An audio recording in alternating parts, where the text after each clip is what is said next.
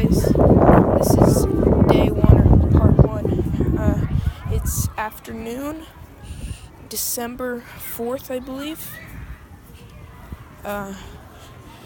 2017, and it's afternoon at about 2:30, and currently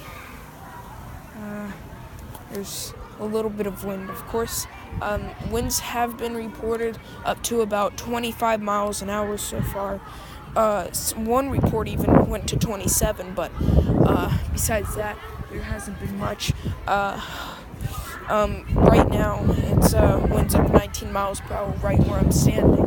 And as you can see, it's actually not too bad while I'm standing here. We just go here.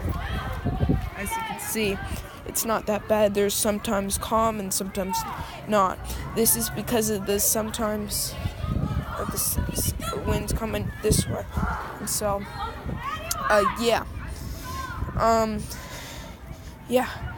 This is part one afternoon.